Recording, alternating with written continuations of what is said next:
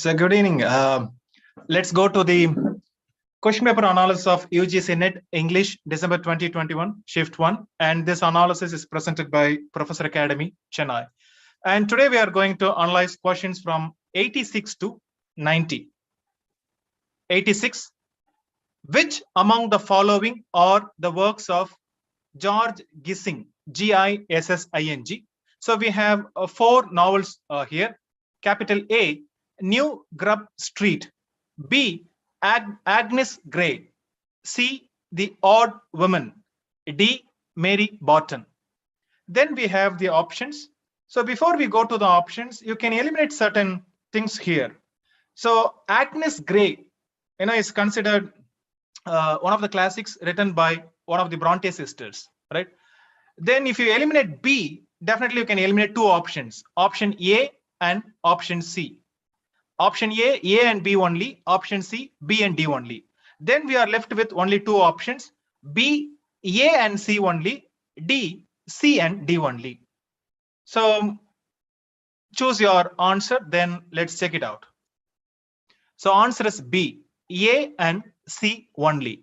So the novels by George Gissing, option A, New Grub Street, and C, The Odd Women. So these are the novels written by George Gissing. Let's check out the other ones. So when we say George Gissing, a Victorian novelist, he is known for these works: The Netherworld, New Grub Street, and The Odd Women. And this question is from the Victorian age, particularly focusing on Victorian novelists. Then we have one of the Brontë sisters, Anne Brontë. When we say Anne Brontë, she is known for her 2 novels, namely Agnes Grey and The Tenant of Wildfell Hall. Then the same age we have Elizabeth Gaskell, and she is known for her industrial novels. Novels based on the industrial age or the Victorian age and its industrial setup. So we have works like Mary Barton, Cranford, and North and South. So these are the works by Elizabeth Gaskell. So what you can do whenever you analyze a particular question, so you should read something more about the options, so that in the next NET exam, when we come across options like this, at least you can eliminate options and narrow down your chances to 2. Then let's go to question number 87. Who among the following Dickens characters appears as a ghost? Option A, Daniel Quilp, Q-U-I-L-P. Then B, Dora Spenlow. C, Esther Summerson. D, Jacob Marley. So in one of his famous work, especially something kind of with the Christmas, there's a ghost. And if you can remember that novel, then you can easily narrow down and point out the answer. Answer D, Jacob Marley appears as a ghost in Dickens' work. Which work? In Christmas Carol. So in this work, A Christmas Carol, we have this famous character, a miser, an old man who is a stingy fellow. We have Scrooge. And this is the opening lines from this novel. It starts with a division called Stave 1, part 1. Part 1 itself is named Marley's Ghost. And these are the lines, opening lines. Marley was dead. Marley was a business partner of Scrooge. Now he is dead. So Marley was dead to begin with. So that's how this novel begins. There is no doubt whatever about that. The register of his burial was signed by the clergyman, the clerk, the undertaker, and the chief mourner. Scrooge signed it, and Scrooge's name was good upon change for anything he chose to put his hand to. All right. So whenever you read a novel, please read its opening lines or end. So this is how they ask questions, or the major characters, or its divisions. For instance, this is a strange division. Generally say the part 1 or canto 1 or section 1, but A Christmas Carol is divided into, and it's called a stave. Stave means part. All right. So this is a different division. Then let's look at the other characters from Dickens' works. You have Daniel Quilp, or Quilp, Quilb. He's a villain, one of the famous villain. He's a dwarf. And this villain appears in Dickens' The Old Curiosity Shop. So this is how he introduces himself. Quilp is my name. You might remember. It's not a long one. Daniel Quilp. Kind of a villain, introducing himself.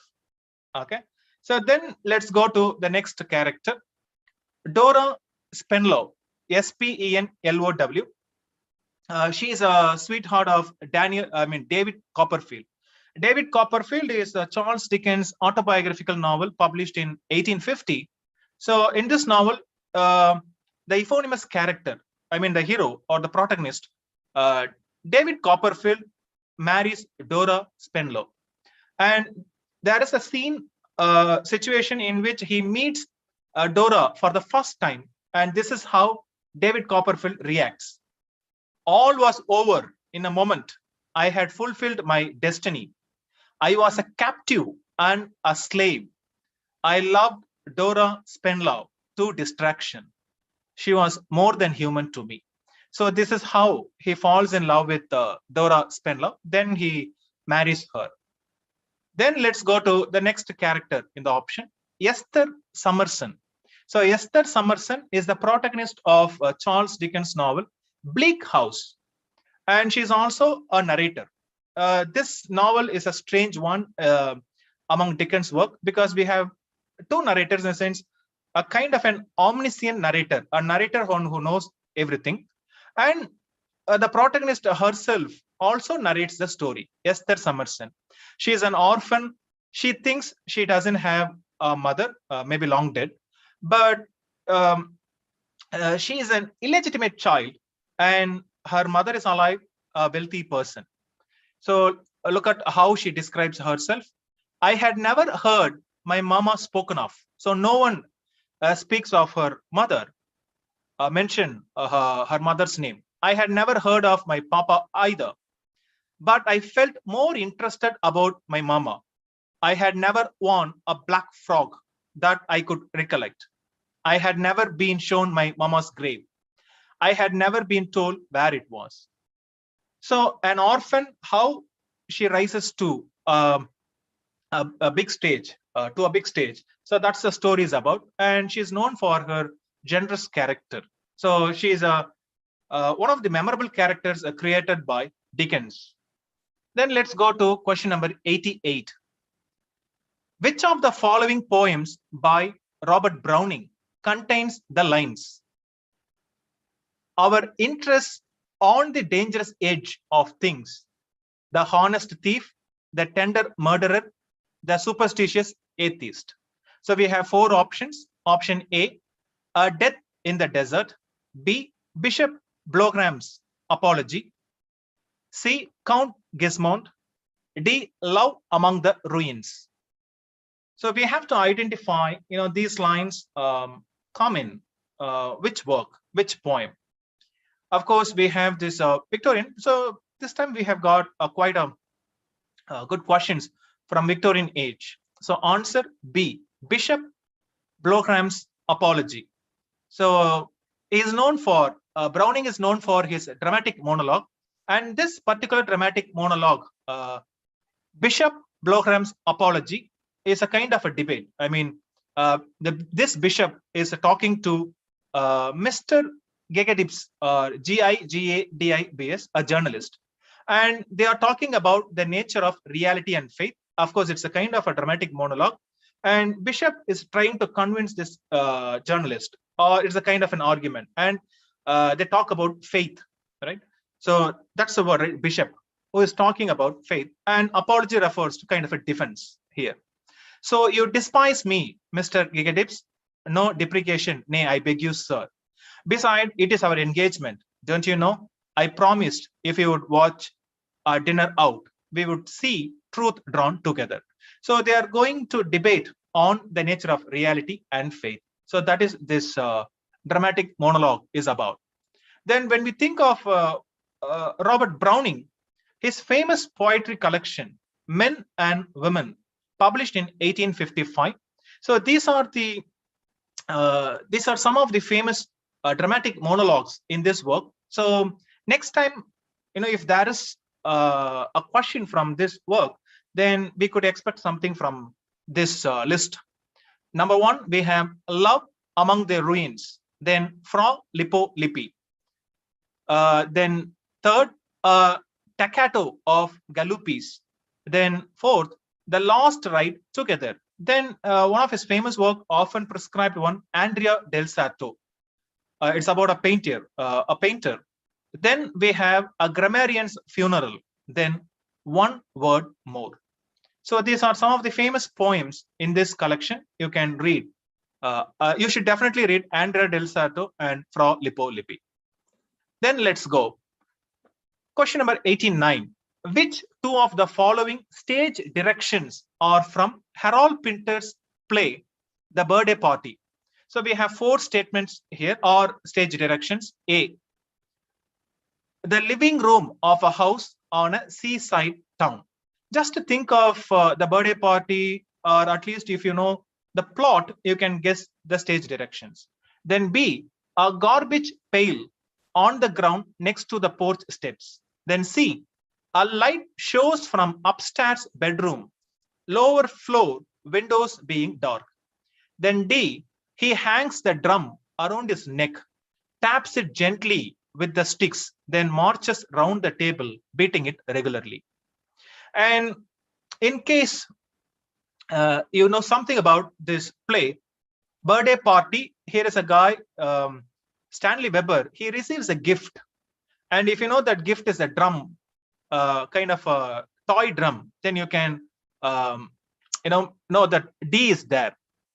So if you go for D, then you can eliminate option A and B.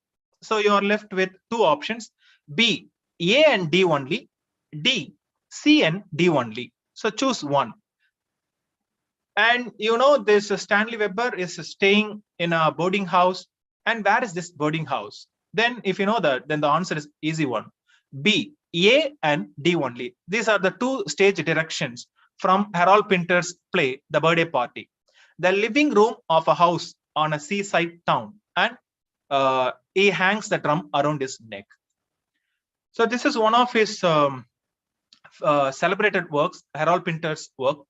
So in this work, we have Stanley Weber, former pianist, kind of instrumentalist. Now he is staying in a boarding house near a seaside town. And in that boarding house, the boarding house is run by Meg and her husband. And Meg, on his birthday, Stanley's birthday, she presents him with a drum. It's a very famous scene. It is a drum, a boy's drum. So that's how Stanley describes. But Meg, she has some soft spot for Stanley. She says, it's because you haven't got a piano, right? And these are the descriptions. So what you can do, so you can read about this play and the other major characters in this work. Because in this work, Stanley, in the next act, is beaten up by 2 strangers. Who knows, next time they may ask who are the 2 strangers who come to this boarding house and beat Stanley up. Okay.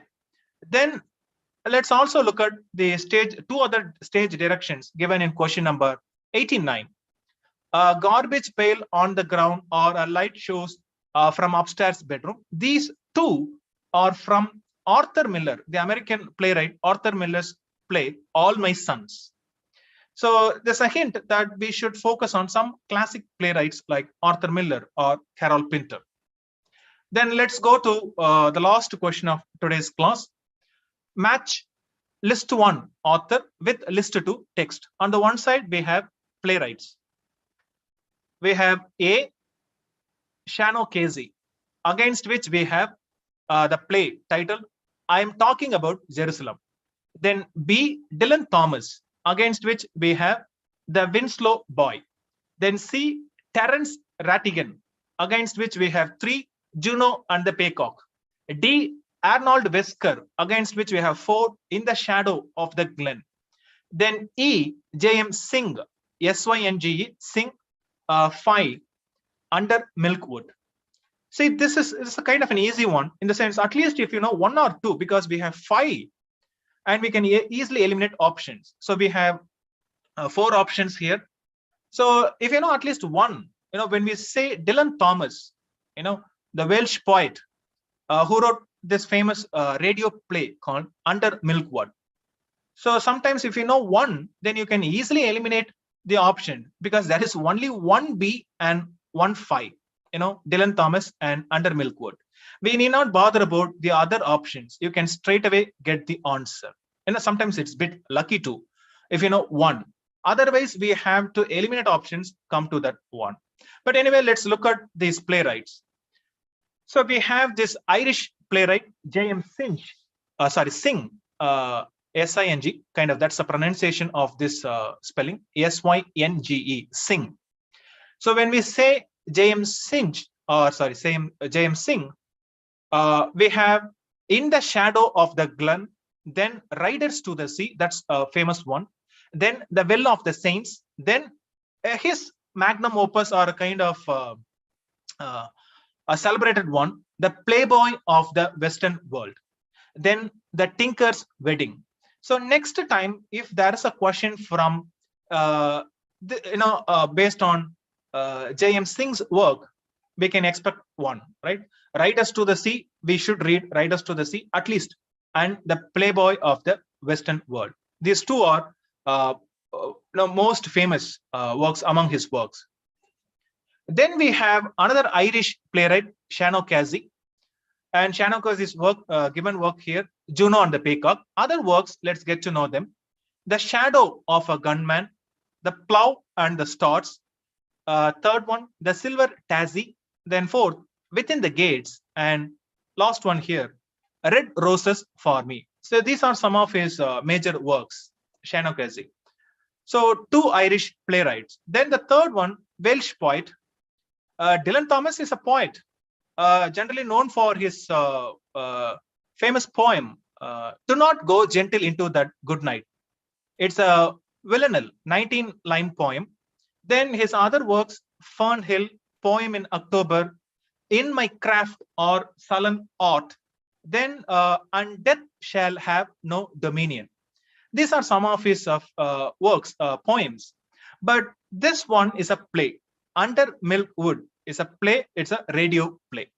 So what you can do, you should definitely read Do Not Go Gentle Into That Good Night. So in which he addresses his father who is sick, and he advises his father not to accept death easily. You have to fight till the end. So that's the title. Do Not Go Gentle Into That Good Night. It's a very famous one, often prescribed one. And read about its form. When you say villanelle, it is it is set in a countryside villa, right? Then villanelle, 19 lines. So you have to know how these 19 lines are arranged. And we have a refrain. A refrain is something, a line that gets repeated again and again. So the title itself is a refrain. Do not go gentle into that good night. Okay. Then you should definitely read Poem in October. That's a classic one. So with this, let's go to next playwright, Terence Rattigan, British or English playwright.